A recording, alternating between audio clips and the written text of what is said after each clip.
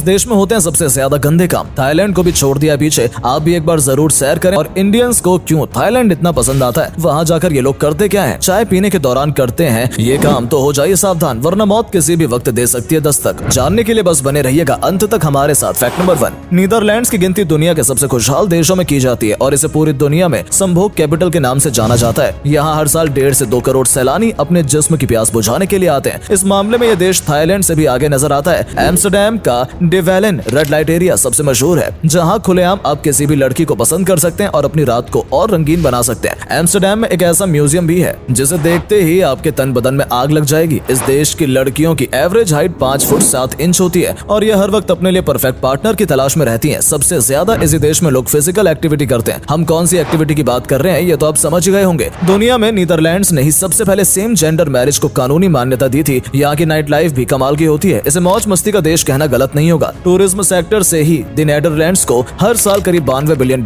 का मुनाफा होता है। इस देश में एक्स्ट्रा मैरिटल अफेयर का होना एक बेहद आम बात मानी जाती है। महिला हो या पुरुष, हर किसी के यहाँ एक से ज्यादा पार्टनर मिल जाएंगे। एक पार्टनर यहाँ के लोगों के लिए काफी नहीं होता। रोमांस का भूत यहाँ पर स्कूल और कॉलेज के दिनों से ही युवाओं के सिरों पर सवार होने लगता है। ये एक बेहद ही खुले विचारों वाला देश माना जाता है। शारीरिक संबंध और संभोग के बारे में लोग खुलकर बात करते हैं। इन सब के बावजूद नीदरलैंड्स को दुनिया का सबसे सेफेस्ट कंट्रीज में से एक माना जाता है। फैक्ट नंबर 2, भारतीयों को जब भी विदेश जाना हो तो उनके दिमाग में सबसे पहले थाईलैंड का ही ख्याल आता है। लेकिन थाईलैंड में ऐसा क्या है जो लोग इसे इतना ज्यादा पसंद करते हैं? आप कहेंगे थाईलैंड की नाइट लाइफ और यहाँ की मसाज। इसमें कोई शक नहीं है कि थाईलैंड की नाइट लाइफ कमाल की होती है। यहाँ घूमने की ढेरों जगह है। शाम होते ही सड़कों पर लड़कियों का बाजार सजना शुरू हो जाता है। लाखों युवा तो सिर्फ अपनी रात को रंगीन करने के लिए ही इस देश में आते हैं। थाईलैंड की लड़कियां इतनी खूबसूरत होती हैं कि उन्हें देखकर किसी का भी दिल पिघल जाए। लेकिन इसके अलावा भी थाईलैंड में ढेरों ऐसी जगह है जहाँ लोग घूमने के लिए जाते हैं। इस देश में बीच, माउंटेन, हरियाली, जंगल और वादियां सब कुछ है। कई शानदार रिजॉर्ट और आइलैंड्स इस देश में है। इसके अलावा थाईलैंड के मंदिर भी पूरी दुनिया में प्रसिद्ध है। इस देश में 35,000 से ज्यादा मंदिर हैं। यहाँ के राजा खुद को भगवान राम का वंशज मानते हैं। रामकियन इस देश की नेशनल बुक है जो रामायण का थाई वर्जन है। वहीं गरुड़ को राष्ट्रीय पक्षी का दर्जा प्राप्त है जो विष्णु जी का वाहन भी है। थाईलैंड में आज भी रामायण का मंचन किया जाता है। इस देश के लोग आज भी हिंदू संस्कृति को सर्वश्रेष्ठ मानते हैं और स्कूलों में भी इसके बारे में पढ़ाया जाता है। इस विभिन्नता को देखने के लिए भी कई लोग थाईलैंड का रुख करते हैं। फैक्ट नंबर 3, भारत में चाय के शौकीन लोगों की कमी नहीं है। उन्हें दिन में कितनी भी बार चाय दे दी जाए वो कभी मना नहीं करते। कुछ लोग तो एक बारी में ढेर सारी चाय बना लेते हैं और उसे गर्म करके पीते रहते हैं। अगर आप भी ऐसा करते हैं तो आज ये काम बंद कर दें। चाय को दोबारा गर्म करने से आपको कई गंभीर बीमारियां हो सकती हैं। असल में चाय बनने के 4 घंटे बाद उसके अंदर फंगी और बैक्टीरिया पैदा हो जाते हैं। अगर ये चाय गर्म करके पिएंगे तो उससे आपका पेट खराब हो सकता है, दस्त लग सकते हैं, उल्टी और सिर दर्द जैसी कई समस्याएं पैदा हो सकती हैं। इसलिए चाय बनने के 10 मिनट के अंदर उसे पी लेनी चाहिए। फैक्ट नंबर 4, यूं तो पूरी दुनिया में कोहिनूर को सबसे कीमती और नायाब हीरा माना जाता है, जिसकी कीमत का अंदाजा लगाना भी मुश्किल है क्योंकि इस हीरे को आज तक एक बार भी नहीं बेचा गया। इसके अलावा दुनिया में और भी कई बेशकीमती हीरे हैं जिनकी कीमत कई देशों की इकोनॉमी से भी अधिक है। डे बियर्स कुलिनन ब्लू एक ऐसा ही अनमोल हीरा है जो साउथ अफ्रीका के एक खदान से निकला था। यह हीरा हांगकांग में $57 मिलियन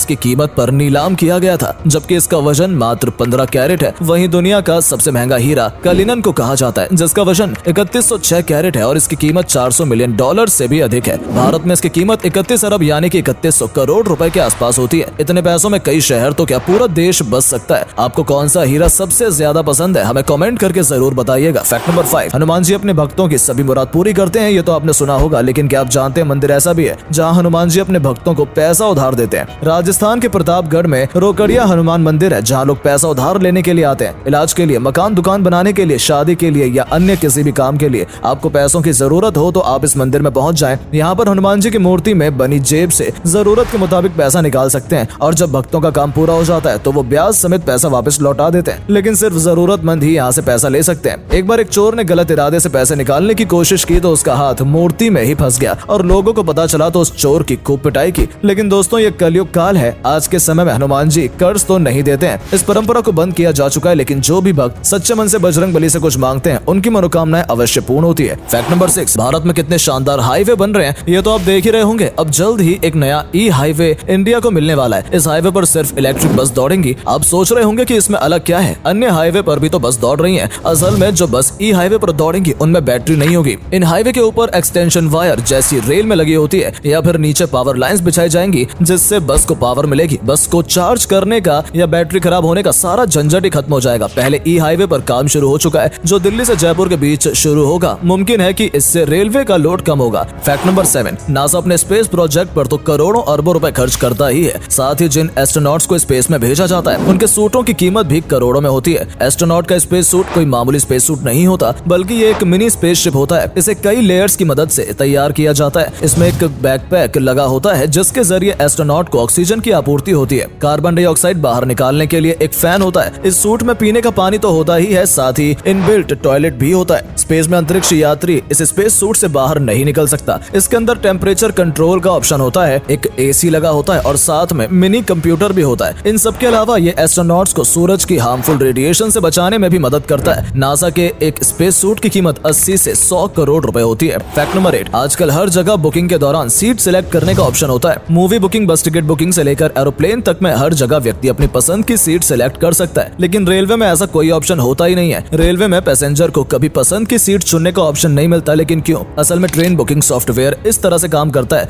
कि सभी कोच में वेट इक्वली डिस्ट्रीब्यूट हो, यानी कि ऐसा कभी नहीं होता कि पहले एक डब्बा भर जाए फिर दूसरा। ट्रेन में पहले बीच वाला डब्बा थोड़ा भरा जाता है, फिर थोड़े थोड़े आगे और पीछे के डिब्बे भरे जाते हैं और उसके बाद पूरी ट्रेन फुल होती है। ऐसा इसलिए क्योंकि यदि कुछ कोच खाली रह जाएंगे तो ट्रेन का सेंट्रीफ्यूगल फोर्स ठीक से काम नहीं करेगा और ट्रेन को मुड़ने में परेशानी आएगी। ये रीजन है कि ट्रेन में यात्रियों को पसंद की सीट चुनने का ऑप्शन नहीं मिलता। फैक्ट नंबर 9, दुनिया में अमीरी की जब भी बात होती है तो उसमें Elon Musk, Bill Gates, Ambani जैसे नाम ही सबसे पहले लिए जाते हैं। लेकिन क्या आप जानते हैं इस दुनिया का सबसे अमीर परिवार कौन सा है? The royal family of Al Saud world की सबसे रॉयल फैमिली है। इस परिवार की कुल संपत्ति $2 ट्रिलियन आंकी जाती है। मोहम्मद बिन सलमान बिन अब्दुल अजीज इस फैमिली के मुखिया हैं और सऊदी अरब के क्राउन प्रिंस भी हैं। सलमान के पास इतनी धन दौलत और संपत्ति है कि वो उन्हें खुद भी इसका अंदाजा नहीं होगा। वो एक रॉयल पैलेस में रहते हैं जिसका नाम अल यामामा है। ये palace 4 million square feet area में फैला है, जिसमें 1000 से अधिक कमरे हैं। घर में पूल, थिएटर, जिम से लेकर मस्जिद तक सब कुछ है। इन्होंने कुछ साल पहले मशहूर पेंटर लियोनार्डो दा विंची की बनाई एक पेंटिंग खरीदी थी। इस पेंटिंग के लिए सलमान ने $450 मिलियन